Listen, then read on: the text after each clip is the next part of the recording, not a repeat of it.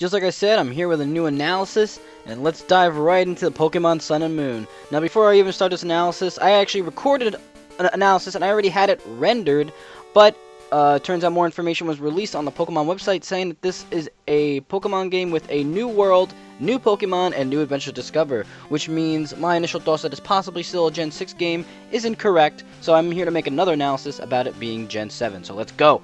Anyways, the first thing we notice is that there seems to be some form of cafe going on. I'm not really sure what it's actually supposed to symbolize.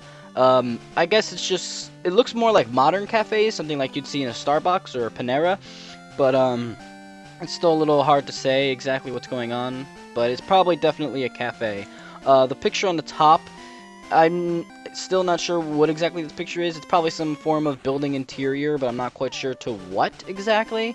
It's definitely not the Pokemon Center because we actually had that picture, but it's definitely a building to something. Maybe it's still a cafe, but it's hard to say. The one below those actually shows some form of landmark, some huge pillar or something to that nature.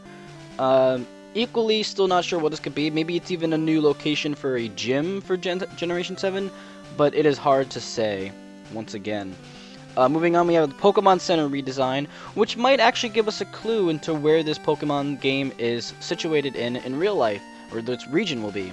So, on the side there we see sliding doors, or at least what looks like sliding doors, so perhaps we're making a return to Japan, or more presumably, China, as they made a huge hubbub about actually having Chinese languages in the game, which would be a perfect excuse to finally go to a Chinese region, or a Chinese-inspired region. Though that's just my conjecture, based on the sliding doors. In the next image, we see cars that we've never seen in the Pokemon world before, which we've seen trucks before, but this one includes a flatbed, which apparently can carry Pokemon as heavy as Machamp, Wobbuffet, and Furfrou. Also, we see a truck that is a fire truck, which we've never seen in the Pokemon world before, which sports a Blastoise on the top. And then we also see a ambulance, which we've never seen in the Pokemon world before. Kind of eerie that there's an ambulance, but it adds to the realism of Pokemon that we've never really seen before with all these kinds of vehicles.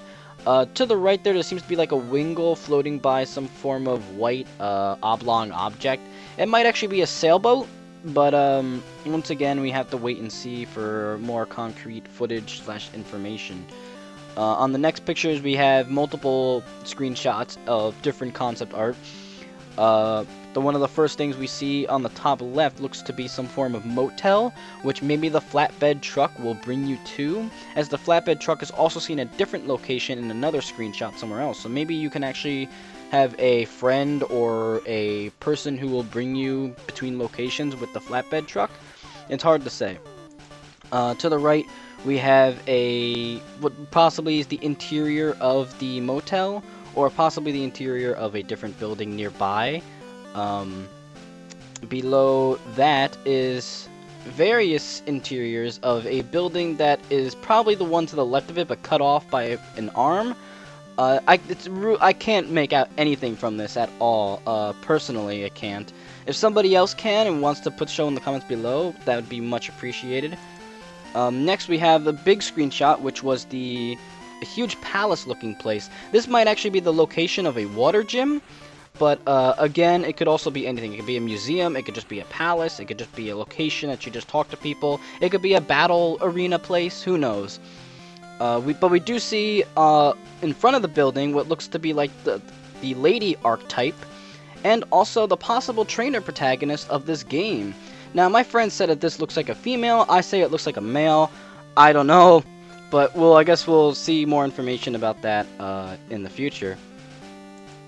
Next is possibly the bird Pokemon of Generation 7.